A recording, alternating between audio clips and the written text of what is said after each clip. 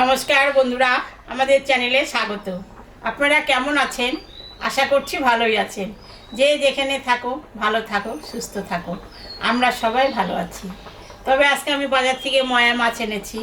ময়া মাছটা আমি চচ্চড়ি করব। মাছটা এখন তাহলে আমি বানাইনি, পরে দেখা হচ্ছে। মাছটা এখন আমি কাটে নিই, তারপরে পরে রান্না বসাবো।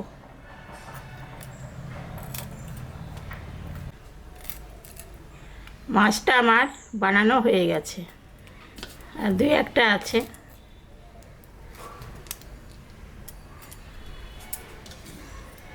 মাছটা কাটা হয়ে গেছে, আমি এখন ধুয়ে নিচ্ছি।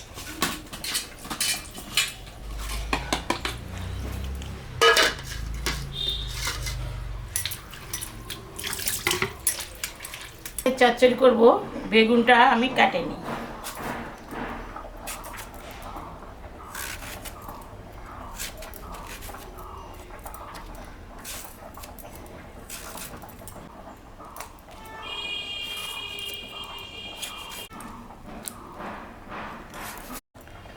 একটা আলু দেব, আলুটা আমি কাটে নিই।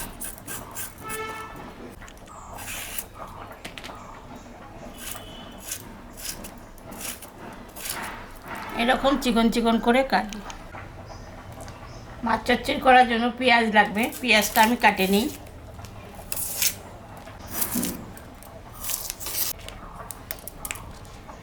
কাঁচা লঙ্কা পেঁয়াজ কাটে আমি চচ্চড়িটা করব। কটা লঙ্কা দিতে,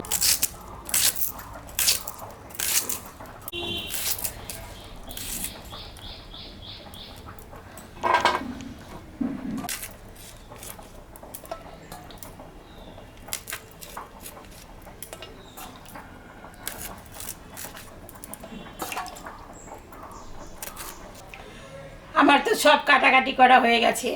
এখন আমি চচ্চড়িটা রান্না করব। আজকে একটু আলাদা করে চচ্চড়িটা রান্না করব। তাহলে কীরকম করে চচ্চড়িটা রান্না করব আপনারা সবাই দেখবেন। আলু আর বেগুনটা দিয়ে দিলাম, পেঁয়াজটা আমি দিয়ে দিলাম, কাঁচা লঙ্কাও দিয়ে দিলাম, লবণ দিয়ে দিলাম, হলুদটাও দিয়ে দিলাম। এখন আমি সর্ষের তেল দেব।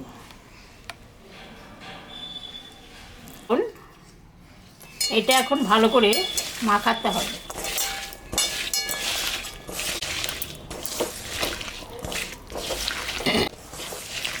এই 5 মিনিট মতন মাখালেই হয়ে যাবে।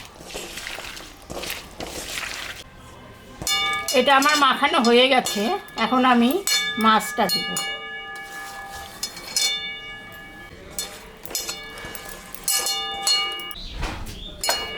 মাছটা দিয়ে মাখায়ে সামান্য একটু জল দিয়ে দিতে হবে, যাতে সব কিছু সিদ্ধ হয় সেম পরিমাণে জল দিতে হবে।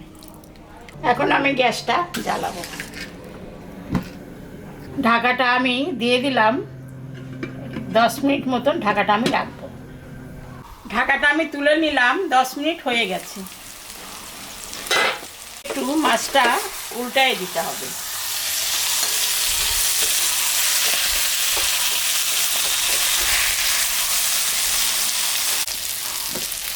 এই চচ্চড়িটা হয়ে গেছে, একটু পোড়া পোড়া হয়ে গেছে। এই চচ্চড়িটা এখন হয়ে গেছে, এখন আমি নামিয়ে দেব।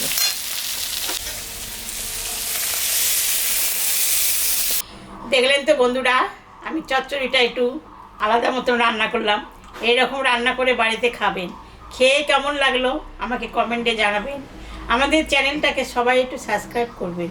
ভিডিওটাকে দেখবেন, শুরু থেকে শেষ অবধি দেখবেন। ভালো লাগলে লাইক করবেন, শেয়ার করবেন। Tata, bye bye.